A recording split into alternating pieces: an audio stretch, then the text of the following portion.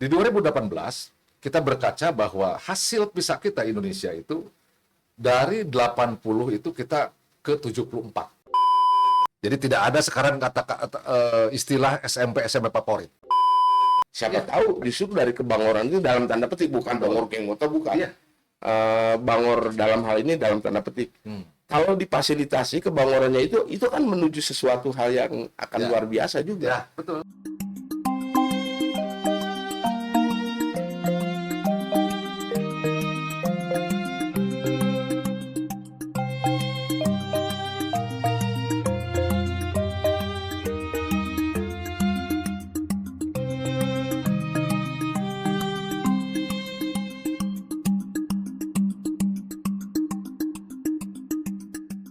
Assalamualaikum warahmatullahi wabarakatuh. Kita ketemu lagi di Berpikir Merdeka, Rakyat Bicara di channel Pikirkan Rakyat. Ya, alhamdulillah pada kesempatan ini kita mengundang salah satu pejabat dari Kabupaten Tasikmalaya yang memang melingkupi dunia pendidikan. Selamat datang Kang Dadan Wardana. Turun Pak. Siap. Ya, kita mau ngobrol-ngobrol saja nih. Siap. Gini Kang, dunia pendidikan itu kan hubungannya itu erat sekali dengan IPM. Ya. Artinya bahwa ketika dunia pendidikan termasuk dunia kesehatan dan dunia ekonomi tentunya. Nah, saya ingin menyerap sebetulnya, karena ternyata bahwa di Tasikmalaya itu adalah salah satu kabupaten yang bukan termiskin, berapa termiskin di berapa digit lah termiskin di Jawa Barat. Nah, ketika berbicara kemiskinan, nah tadi dibilang bahwa kemiskinan itu erat hubungannya dengan pendidikan, dengan kesehatan dan ekonomi. Nah, saya ingin menyerap sebetulnya, sejauh mana langkah teman-teman di Dinas Pendidikan, terus indeks IPM pendidikan di Kabupaten Tasikmalaya seperti apa? Baik, terima kasih. Ya. Pak. Jadi yang pertama mungkin saya harus berbicara dulu terkait dengan luas jumlah sarana prasarana ke sekolah ya. Oke. Ini ada korelasi juga. Oke. Yang pertama, kabupaten ini memiliki 39 kecamatan, kemudian 391 desa. Ya. Sekolah dasar itu ada 1061. Wow. Kemudian juga SMP itu ada 315. Kemudian belum PAUD. PAUD itu 1600. Ya, gitu. Nah, ini tentu ada korelasi ya. Kita ini punya potensi yang sangat luar biasa, sekolah besar banyak, kemudian juga jumlah siswa juga banyak. Betul. Kalau tidak di-manage dengan baik, tentu ini akan menjadi persoalan yang di dunia pendidikan. Yang tadi disebutkan oleh Kang Datang, tentu saya ini tantangan mungkin bagi Dinas Pendidikan dan Kabupaten Malaya ya, apalagi terkait dengan indeks pembangunan manusia. Indeks pembangunan manusia memang di kita ini sekarang di Kabupaten Tasikmalaya ini 69, sekian ya. Jadi memang dua terendah dari di Jawa Barat ya. Ini PR kita. Di sisi lain ya, sumbangan IPM ini kan ada 3. Nah, sumbangan IPM ini ada, yang pertama adalah pendidikan, kesehatan, kemudian daya beli ekonomi. Betul. Nah, ketiga komponen ini tentu yang sangat harus saling mendukung, gitu. Harus saling mendukung.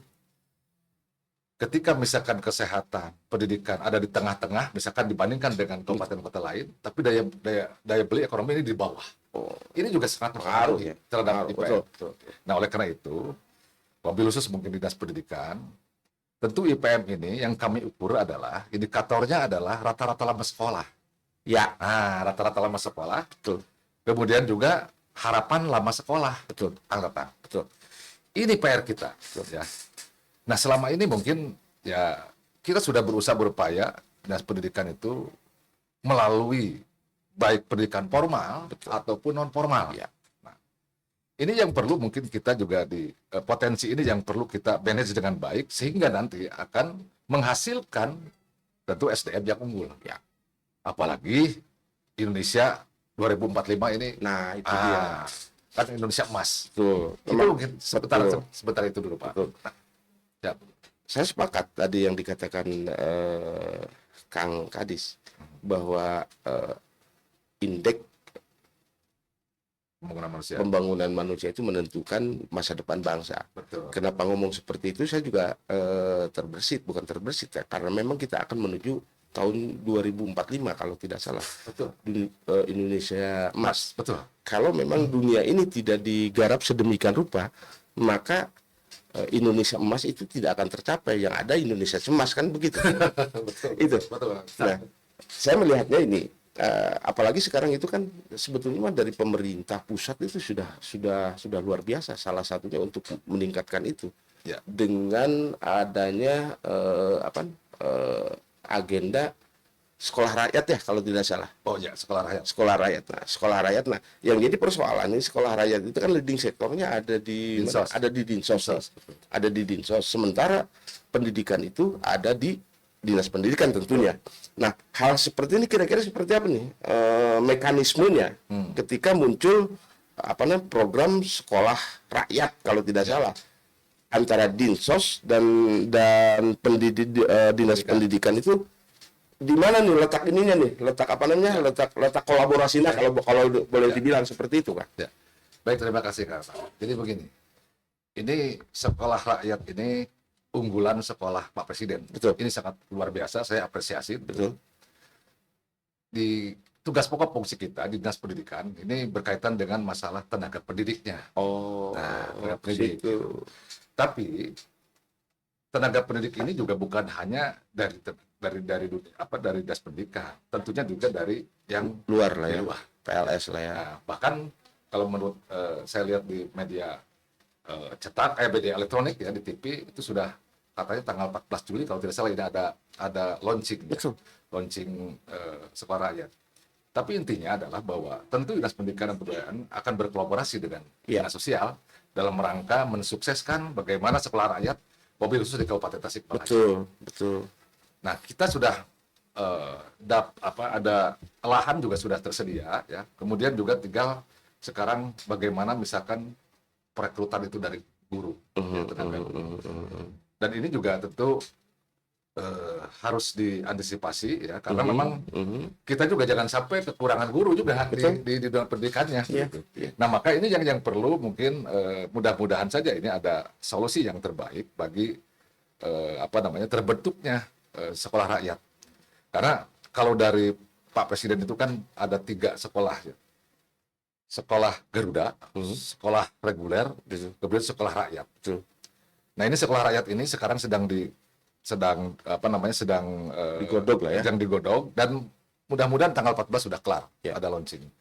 Nah, tentu Dinas Pendidikan dalam hal ini di Kabupaten mobil khusus di Kabupaten Tasikmalaya ya kami ingin ingin berkolaborasi supaya nanti juga ini bersama-sama seperti apa nanti tenaga pendidiknya seperti apa, tenaga kependidikannya juga harus ada, kan begitu. Ini yang perlu kita ini kan seperti itu. Dari wilayah intelektualnya dalam tanda petik ya, Ya. dari teman-teman Disdik Kabupaten Tasikmalaya. Nah, terkait itu wilayah-wilayah yang ada di wilayah Dinsos itu apanya tuh kira-kira? Bangunannya atau apanya? Ya. Karena memang leading sektornya itu juga, saya juga jadi bertanya-tanya nih, kenapa dunia pendidikan ada di Dinsos nih? Apa urusannya gitu? Ya. Sementara dunia pendidikan udah jelas bahwa Dinas Pendidikan itu yang menaunginya. Ya. Tiba-tiba muncul sekolah rakyat dan itu leading sektornya ada di Dinsos, katakanlah seperti itu. Ini mau kemana nih? Kira-kira menurut Kang Kadis gimana nih, Kang? Jadi gini, menurut pengetahuan saya ya, Iya. dengan itu ya tentu Dinsos ini kan nanti akan bukan merekrut ya, akan mengambil siswa-siswa yang memang dianggap tidak mampu. Ini yang memang juga tadi kan sudah ini kaitan juga dengan IPM juga tentunya juga ini akan benar juga nih. Ini akan menjadi bantuan yang luar biasa. Betul. Kalau ini semua ini menjadi Terintegrasi lah ya. ya. Kemudian juga memang harus saling harus Oh, saling mendukung. paham. Jadi dari situ. Oke, Nah, makanya mungkin ngerti. ya kami dari sisi tenaga pendidik Iya, yang iya. dipersiapkan. Gitu. Artinya bahwa sekolah rakyat ini sekolah yang memang mungkin saja sekolah rakyat itu secara ini apa namanya? Secara garis hierarki itu tidak ada di dunia pendidikan, tapi di Dinsos dengan asupan tadi orang-orang yang memang tidak bersekolah, orang-orang yang memang dalam tanda petik Ya. dengan tidak mengurangi rasa hormat, Ya. orang-orang yang tidak bisa bersekolah, orang-orang miskin lah dalam tanda petik, itu rekrutannya itu. Ya, Paham. betul. Ya, jadi saya menambahkan kembali Kang Tatang. Jadi memang ini program-program ini sangat luar biasa, sangat smart program ini. Ini juga tadi saya katakan ini bisa mendongkrak juga menambah-nambah kepada IPM tentunya. Betul. Iya kan? Betul. Menambah IPM. Ketika misalkan ini sudah menjadi sekolah rakyat yang dilaksanakan di Kabupaten Tasik, tentu ini akan membantu. Betul. Kita bukan hanya misalkan sekolah formal dan sekolah non. Nah, itu dia. Ini yang kolaborasi kita itu. Itu dia. Di sana. Tapi sisi lain mungkin terkait dengan apa namanya sekolah rakyat ini tentu dinas sosial yang lebih Iya, paham. paham. Oke. Nah, terkait ini deh, pendidikan numerasi. Numerasi pendidikan gimana tuh, Kang? Gimana tuh, Kang? Pendidikan numerasi ini begini. Jadi di Kabupaten Tasikmalaya memang dari tahun 2024 terakhir ini kita sudah ada rapor pendidikan. Itu rapor pendidikan itu merupakan ukuran juga terkait dengan numerasi. Nah, numerasi ini kan mengacu pada bagaimana seorang siswa ya atau peserta didik itu bisa memahami terhadap konsep-konsep matematika. Numerasi ya, numerasi ini. Iya. Nah, oleh karena itu ini sangat urgent dan sangat penting karena bukan hanya numerasi tapi literasi, numerasi dan sains Oke. ya. Literasi, numerasi dan sains. Nantinya tadi saya tuh mau masuk ke sana, langsung aja. Siap. Mau masuk ke literasi terus saya Oke. mau ke situ. Siap. Kita numerasi dulu. Tapi kalau memang seperti itu menarik, langsung aja. Siap. Gini Kang Tang. Ini menarik yang harus dibahas dan memang harus kita diskusikan ini di semua stakeholder. Betul. Hasil PISA. PISA itu Program International Student Assessment. Oke. Ya, ini ada kemarin itu 2018, kemudian terakhir 2022. Oke. Ya. Di 2018 kita berkaca bahwa hasil PISA kita Indonesia itu dari 80 itu kita ke 74 dari 80 negara ke 74 75 ya.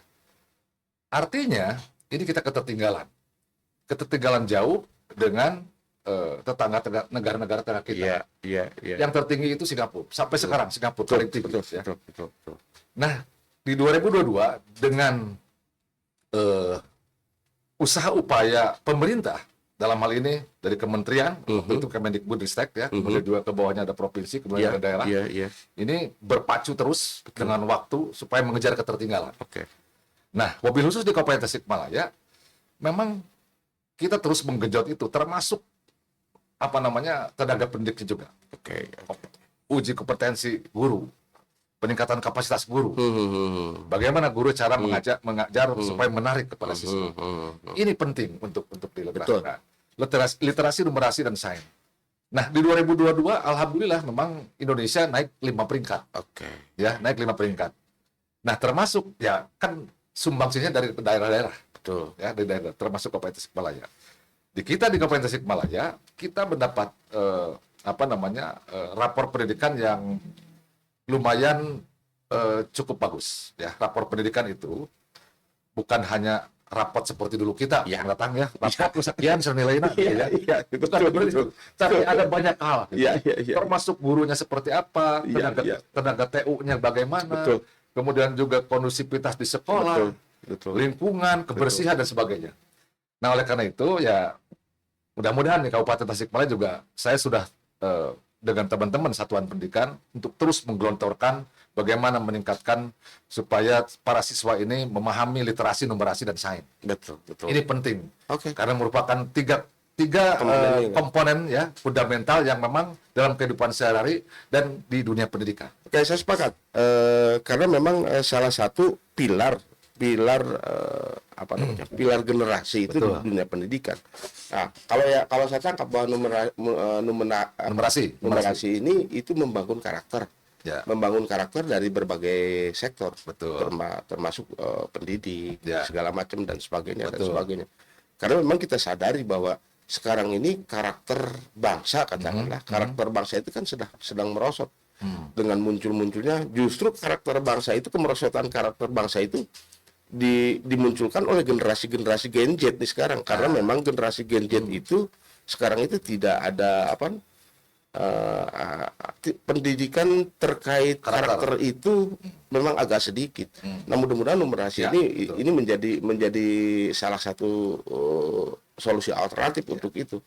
Nah, hal yang lain Kang, hal yang lain. Siap. Nah, di Kabupaten Tasikmalaya kira-kira dengan jangkauan tadi yang dikatakan apa namanya, sekolah sekian ribu sekolah, 1051 ya, sekolah SD, baru SD terus SMP, depan PAUD. ya sama PAUD, tentu saja SD dan sebenarnya juga termasuk yang swastanya Ya, di betul, kabupaten betul, ya. betul. Nah, cukup nggak Kang untuk mengakomodir generasi-generasi apa namanya, generasi katakanlah generasi Gen Z untuk 45?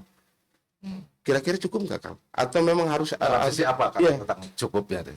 dalam sisi sisi apa namanya, keberadaan sekolah. Karena kadang-kadang di masyarakat itu, Ya. misalkan sekolahnya itu jauh dan sebagainya, itu kan mengganggu juga. Ya. Kalau dengan luasan Tasikmalaya yang begitu luar biasa, Ya, yang betul. kebayang tuh dari mana, dari Kadipaten terus kesananya ke Cipatujah gitu ya. Cipatujah, terus kesananya ke Karangjaya dan Ya, sebagainya. betul. Kelihatannya sekolah-sekolah itu, saya ini berpendapat Ya. kurang cukup kelihatannya. Banyak yang blank spot, apalagi sekarang kan di PPDB misalkan. PPDB, PMB ya? kalau sekarang SPMB PMB, itu ya. kan bermasalah. Ya. Bermasalah dengan zona lah, Ya, bermasalah dengan dan sebagainya dan Oke, sebagainya. oke. Saya melihat di kabupaten itu banyak sekali yang blank spot, katakanlah seperti itu. Betul. Nah, ini gimana nih mengantisipasi teman-teman di Disdik nih? Ya. Kalau memang realitas lapangannya seperti itu. Jangankan di kabupaten, Kang, di kota juga sama. Ada yang black spot. Ada yang blank spot, apalagi kabupaten gitu maksud saya. Ya. Kira-kira gimana, Ya. Kang? Baik, terima kasih. Ini luar biasa ini pertanyaan nih Kang Etan. Jadi memang Kabupaten Tasikmalaya ini kan medannya cukup berat ya, Oh, Pak, iya. ya. Letak geografisnya juga. Nah, kita memang sudah beberapa ya usaha upaya kita ya dalam rangka seperti blank spot gitu ya. Kemudian kaitan dengan bagaimana ini siswa misalkan supaya bisa apa namanya terkait dengan itu apa namanya zona ya. Banyak yang tidak terdetek gitu Betul. kan. Ya, justru di kita itu ini perbedaan dengan di kota nih. Katakanlah kotanya kota di sana lah di Bekasi. Ya. Bekasi itu sangat luar biasa ketika ada SPMB karena memang situasi berbeda dengan kabupaten di Ya kita. kultur antropologinya Antropologi beda. jelas gitu. Jelas, betul. Kalau bikin Nah, ini tapi alhamdulillah di kita sebetulnya tidak banyak masalah SPMB ya. Oke. Hanya mungkin ini masalah online tadi nih. Maksudnya begini, PPDB online, SPMB online lah. Iya. Ini kan masih belum berjalan secara ini ya. Karena kita memang sekarang kemarin bahkan minggu kemarin kita sudah koordinasi dengan Telkom nih, dengan Telkom. Ini mencari solusi. Strateginya harus seperti apa nih supaya nanti yang terjadi blank spot yang tadi Kang Tatang sampaikan ini bisa teratasi. Betul. Jangan sampai kasihan yang korbannya peserta didik. Iya. Ya kasihan kan Iya. peserta didik yang ini. Dan akan berpengaruh terhadap IPM loh. Tentu Pak, tentu. Nah makanya saya minggu kemarin saya sudah audiensi konsultasi juga dengan Telkom dan untuk segera bisa melaksanakan bagaimana misalkan terkait dengan mengantisipasi hal-hal yang seperti tadi Kang Tatang sampaikan. Nah mudah-mudahan Kang Tatang, ya kita juga mungkin kita berharap di pertengahan tahun ini sudah bisa sudah bisa teratasi itu. Karena memang luar biasa.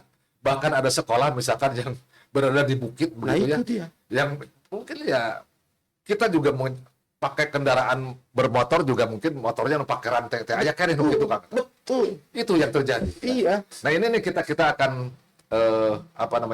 terus akan usaha upayakan supaya tidak ada lagi sekolah yang seperti itu. Akses layanan masyarakat ke sekolah. Nah, Di sisi lain, kita juga punya program merger sekolah. Oke. Antar. Ini juga solusi juga di merger sekolah, maksudnya nanti ketika yang jauh aksesnya ya kita kenapa tidak di merger aja Oke. kepada yang dekat, yang penduduknya juga tidak terlalu jauh Iya. akses sekolah. Iya. Nah seperti itu kita sudah Oke. merencanakan itu, Oke. dan memang bukan sudah merencanakan, sudah terjadi beberapa tahun ke belakang sudah ada merger. Hanya persoalannya kalau yang terlalu jauh ini di merger susah juga. Betul. Harus yang ya berapa meter lah, Ya, berapa meter seperti itu. Oke, menarik. Ya karena saya juga bisa membayangkan, kebetulan kan saya orang kampung, Kang. Orang Oh, sama kampung. dengan saya. Orang kampung di sana tiba-tiba ada yang betul itu yang sekolah itu.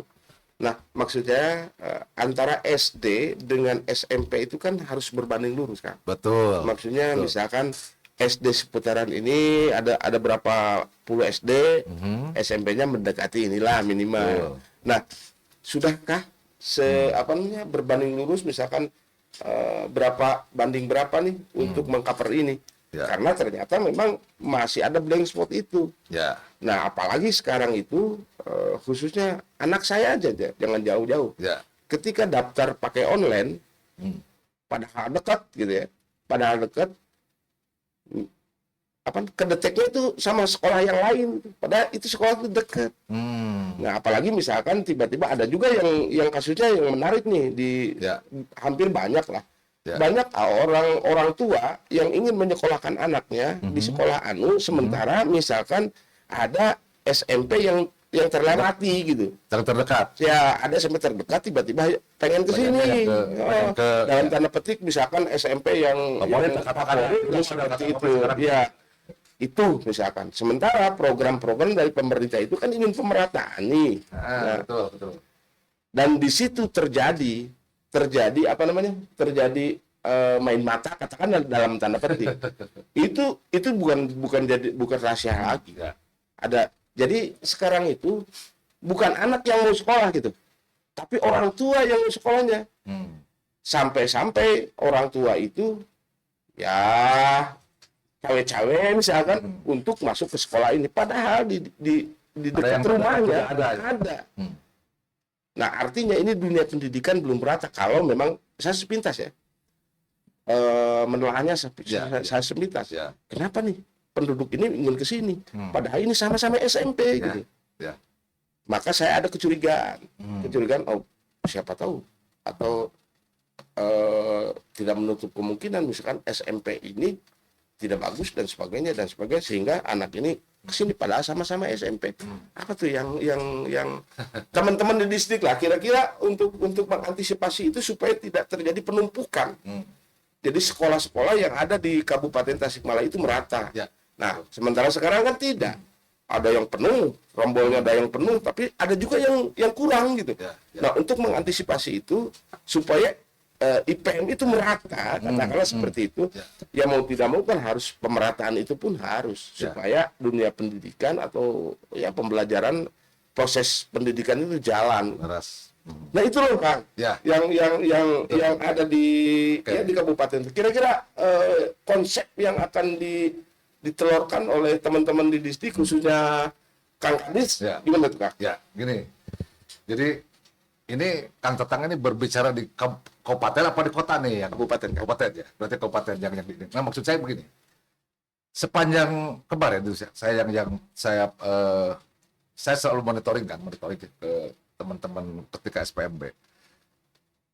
Yang dilakukan saya kepada satuan pendidikan, kepada teman-teman kepala sekolah, segera untuk sosialisasikan kepada para orang tua.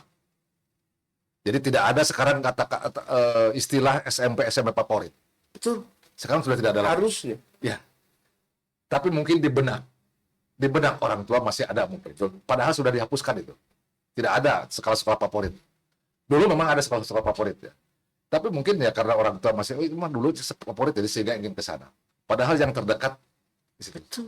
Sebetulnya kan ini apa namanya sekolah yang terdekat itu sebetulnya tidak ada bedanya dengan sekolah yang akan dituju. Hanya mungkin itu yang tadi itu yang saya sampaikan. Jadi mindsetnya mungkin itu mah kemarin dia juara mungkin juara Ya, apa? juara naon gitu badminton gitu, Apa gitu. juara gitu aja apa gitu, sehingga ingin terbawa anaknya ke sana. Oke. Nah, ini yang tidak, makanya kemarin jadi PR kita ini. PR Dinas Pendidikan ya untuk mengantisipasi ini. Dan Dan relatif ini menjadi sekarang itu pembelajaran. landai. Gimana Pak? Relatif Gimana? landai sekarang itu tidak ada. Landai ya Kang Tang? Tidak Kalau saya seperti pantau beberapa kali ya ke daerah-daerah itu, ke pelosok-pelosok, saya melihat juga ke teman-teman satuan pendidikan, saya berbicara bagaimana misalkan di sini, bagaimana di sini. Oke. Alhamdulillah tidak terjadi hal-hal yang memang ya kalau dianggap lah, ya hal-hal yang tidak dianggap apa ya, katakanlah tadi ada, ya mungkin merugikan orang tua. iya dong. Iya dong. Mudah-mudahan tidak ada lah. Tapi saya meyakini bahwa kemarin di Kabupaten Tasikmalaya udah terantisipasi itu. Insya Allah. tidak seperti di tetangga kita. Ya saya kurang tahu. Ya itu saya agak sedikit ini agak. Nah mudah-mudahan lah maksudnya mudah-mudahan kabupaten itu tidak seperti itu. Siap. Karena ternyata kabupaten itu kan sebetulnya mah potensi-potensi yang memang harus digali sama anak-anak itu. Betul Kang Tang. Luar biasa. Gitu. Betul Kang Tang. Terus baik sisi lain Siap. Kang Kadis. Ini mah pendapat saya aja Siap, Kang Kadis. siap. Sisi lain kan sebetulnya Sambil ngomong dulu nih Kang Tang. oh nggak apa-apa kita bebas aja ngobrol. Namanya juga podcast kemana-mana lah kita ngobrol. Yang menarik itu di kabupaten itu banyak penjaga kearifan lokal. Artinya banyak kearifan lokal yang memang itu membentuk karakter di setiap daerah ada sebetulnya. Nah celakanya yang pembentuk karakter itu tidak masuk ke dalam dunia pendidikan formal. Ada misalkan di pesantren dan sebagainya, pesantren salafi lah, bukan pesantren plus. Kalau pesantren plus, saya juga agak ini ya, karena memang itu juga aturan sama lah seperti misalkan ketika satu pesantren ada sekolahnya, uang aturannya juga dari sana. Ada nih penjaga katakanlah kearifan lokal yang memang itu membentuk karakter masyarakat ya. Nah itu juga kelihatannya harus bagaimana caranya itu juga masuk ke dalam wilayah dalam tanda petik ya, wilayah formal, entah seperti apa.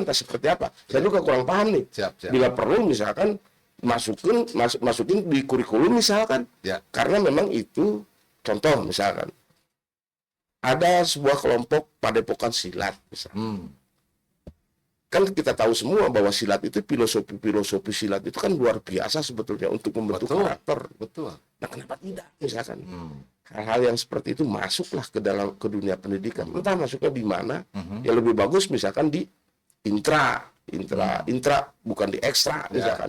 Supaya itu juga begitu. satu itu ini mah saya nih emosi saya nih supaya 2045 Indonesia emas itu tercapai.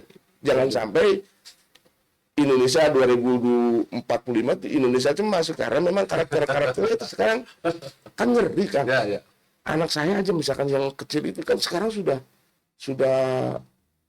tidak bagus juga kenal internet. Tapi kan kalau misalkan terlalu berlarut-larut kan jadi masalah juga gitu ya. Betul. Gitu maksudnya. Gimana tuh? Ya. Program kedepannya nih kira-kira nih. Siap. Karena maaf. Siap. Karena sekarang pemimpin baru nih. Pemimpin baru dengan wacana baru. Terus kita juga sempat ngobrol. Memang luar biasa ininya terobosan-terobosannya. Hal-hal yang lainnya tuh saya pikir menarik nih kalau memang ditangkap oleh teman-teman di OPD nih.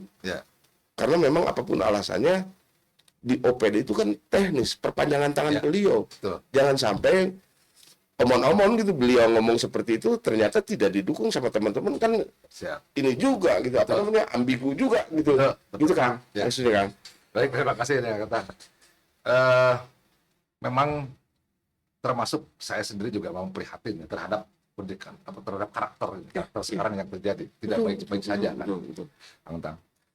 Karena memang melihat dari sisi kita memang kemajuan teknologi cukup pesat. Dan tidak bisa ditolak gitu. Tetapi di sisi lain ini faktor-faktor yang negatif itu penggunaannya tidak bijak.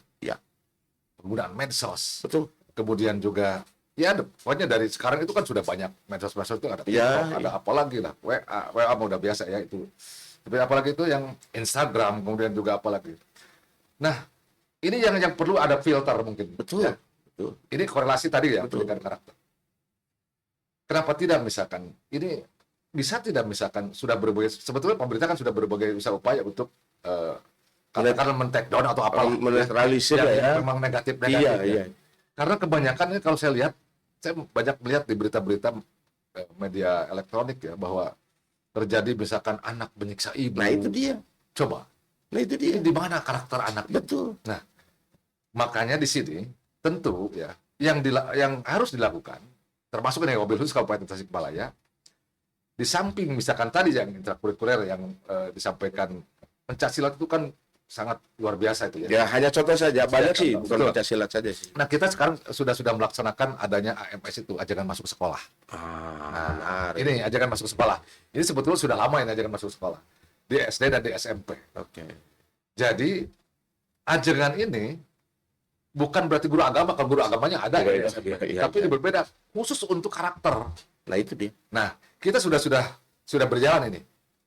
Termasuk misalkan ya semacam tausiah lah. Oke. Tausiah ya, apa namanya, para ajengan, para kiai al mukarram itu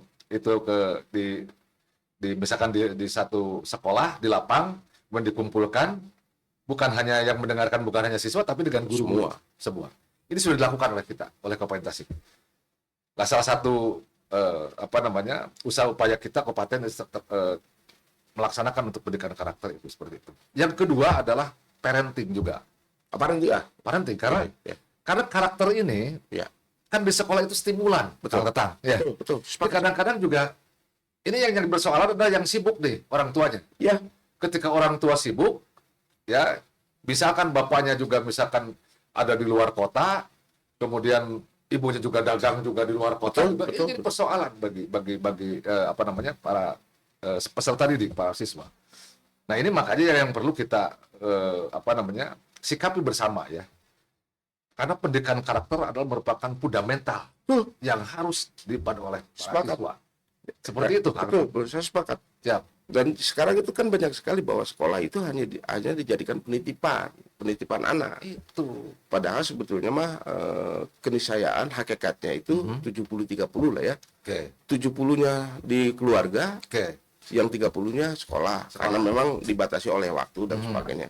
Adapun misalkan sekolah itu sampai sore, karakter building lah dan sebagainya. Mohon. Justru itu sepertinya Ya. saya agak kurang sepakat. Siap. Karena ada dunia anak-anak yang memang dunia anak-anak itu jangan sampai lepas.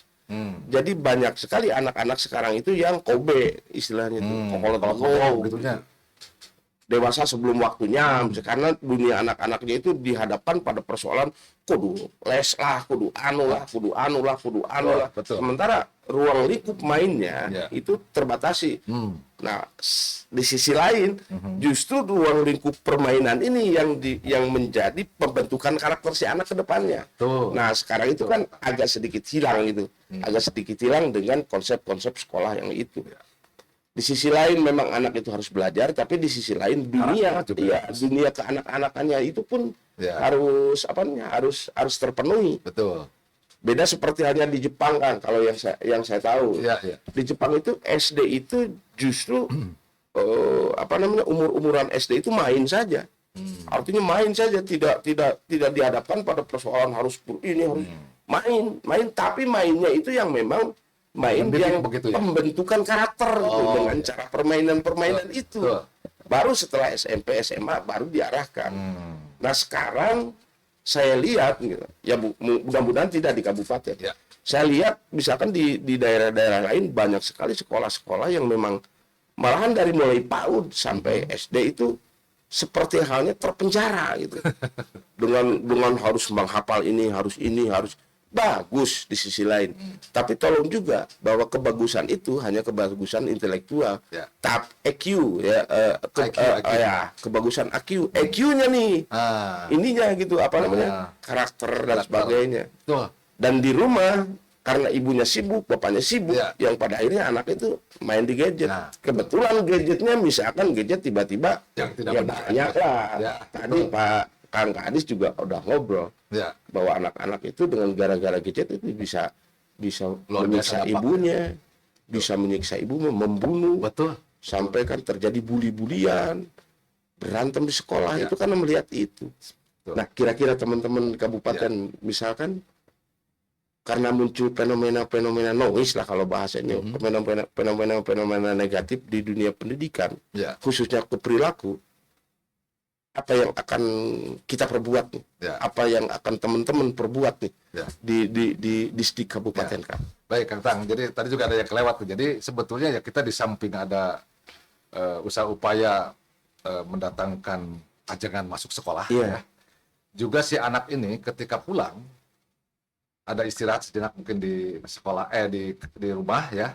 Kemudian kalau yang SD ya pukul 2 itu setengah 2 itu ada diniyah juga, madrasah diniyah. Oke. Ada sekolah madrasah diniyah yang memang pendidikan karakter juga itu Nah, sebetulnya. iya, benar. Jadi didobel kita. Didobel. Jadi ketika di sekolah, kemudian di luar sekolah juga.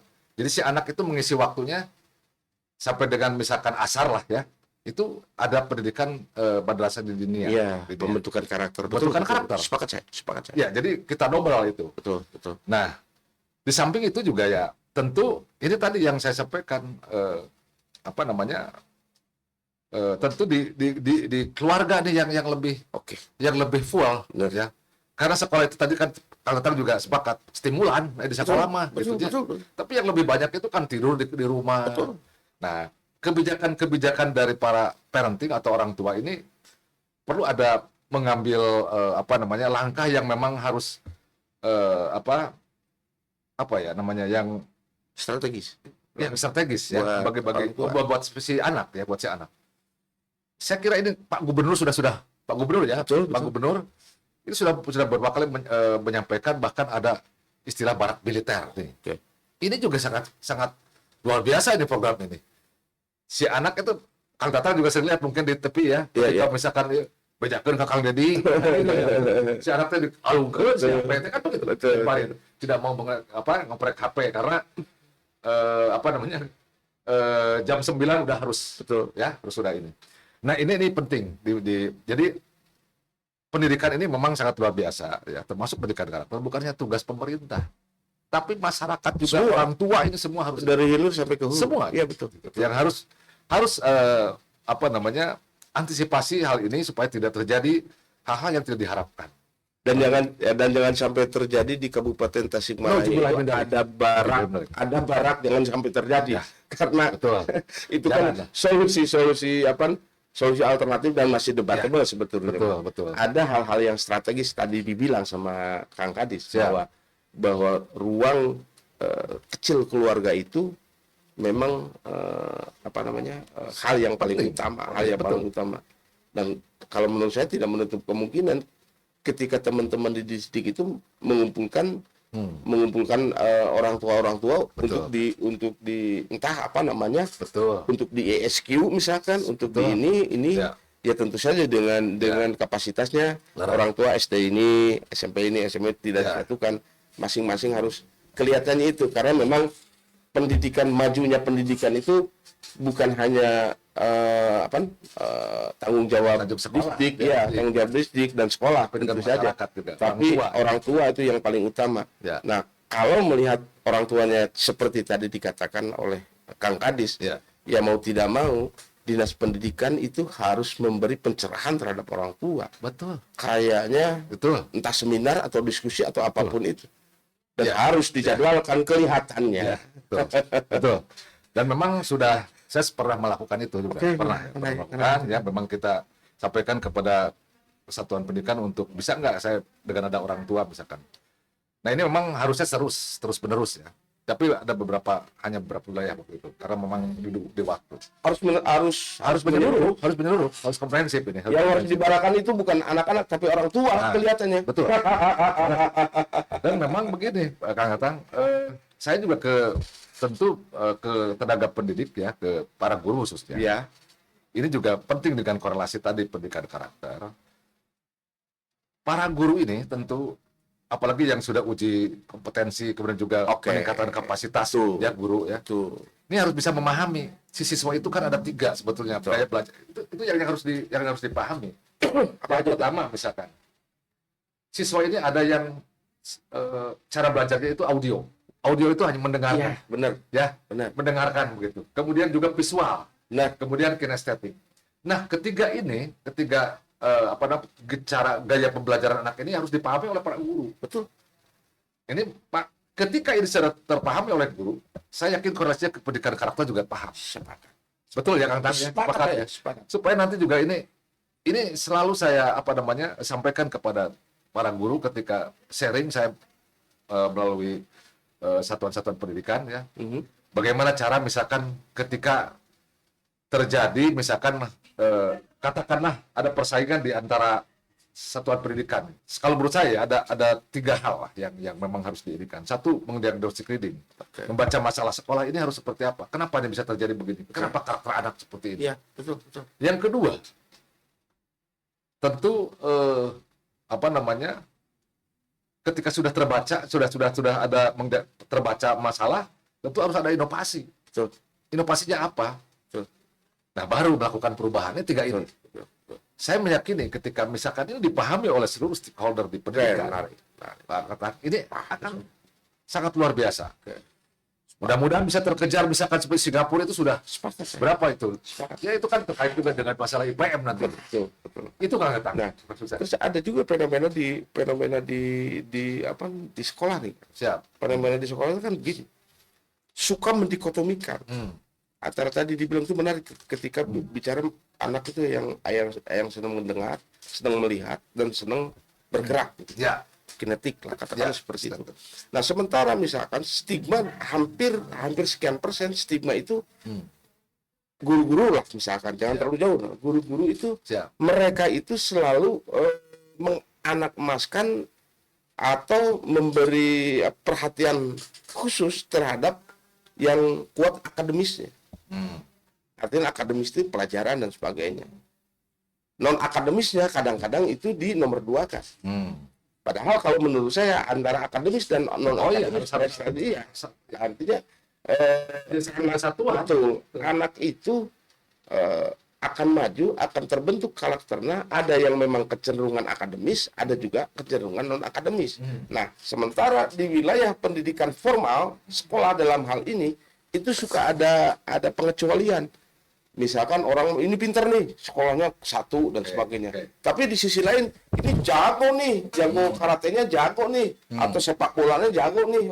Ya. Nah, ketika masuk wilayah itu suka ada pemetaan yang disanjung itu yang orang yang memang kuat akademisnya. Nah, itu kan kalau menurut saya tidak bagus juga kalau memang seperti itu. Ya, betul. Hal-hal seperti itu Betul, kan. betul. Ya, jadi gini, ini juga memang harus kita apa namanya sikapi bersama ya terkait itu. Saya di Dinas Pendidikan beberapa kali menyampaikan kepada teman-teman di satuan pendidikan. Ini juga arahan dari Pak Gubernur nih. Ya, Pak Gubernur itu sangat luar biasa ya untuk ya bisa memajukan apa namanya supaya maju pendidikan ya, termasuk mungkin ke Pak Bupati. Betul. Bupati juga menyampaikan dengan Pak Gubernur ya. Terutama ini yang menyangkut tadi, ketika ini coba anak yang dimulai dari kemarin pada saat bukan kemarin, nanti kan tahun ajaran baru nih ya sekarang. Tolong ke persatuan pendidikan sampaikan itu satu bangku itu kan dua orang. Ya. Jadi tolong jangan harus bisa terpetakan pemilahan antara misalkan gini. Ini yang pinter Akademis misalkan akademisnya. nah, ini yang Ini pinter yang ini. non akademisnya. Itu saya sudah sampaikan. Benar yang tadi kata itu sangat erat sekali yang disampaikan. Jadi termasuk ini yang pinter akademis, yang itu non akademis, satukan. Jadi biar berkolaborasi. Teknis lah ya. Teknis, itu biar ya, berkolaborasi. teknis betul. Termasuk bila perlu misalkan begini. Punten ya. Mohon maaf ya. Yang kaya, yang mampu dan tidak mampu. Betul. Satukan jangan yang tidak mampu dengan tidak mampu. Itu bisa saling membantu nantinya. Betul. Ini juga sangat penting.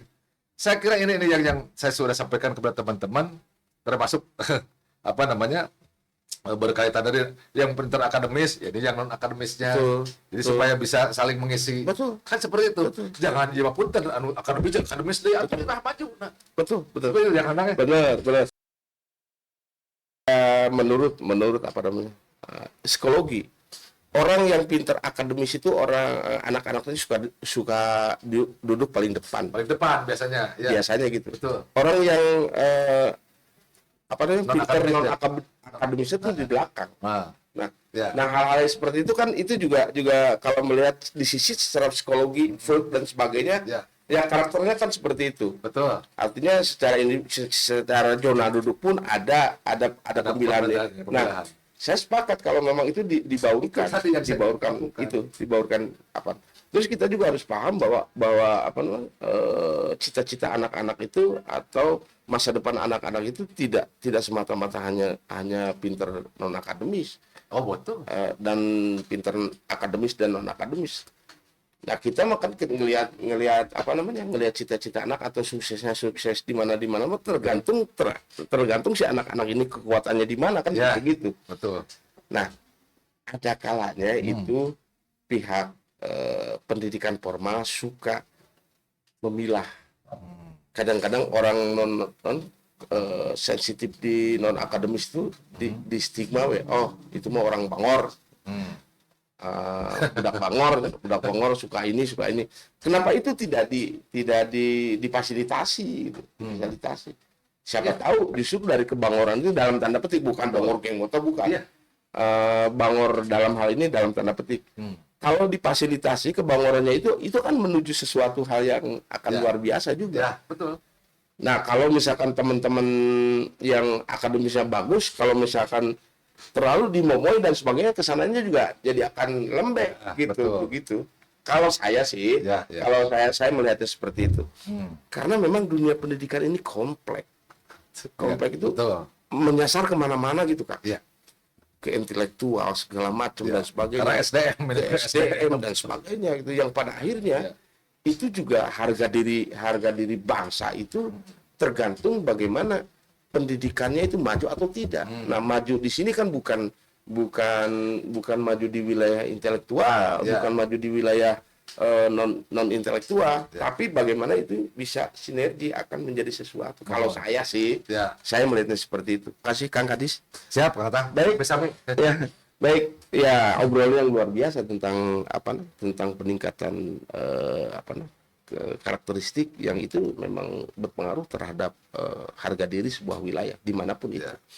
Kita jumpa lagi di podcast yang akan datang, tentu saja dengan episode yang lain. Dan kita juga di podcast ini kalau misalkan ada hal-hal sesuatu yang memang perlu kita obrolkan dengan teman-teman di SDIK, ya kita mengundang lagi nanti. Sekali-kali kita mengundang lagi. Baik, sampai ketemu di episode yang datang. Rakyat bicara, berpikir merdeka, pikirkan rakyat. Assalamualaikum warahmatullahi wabarakatuh.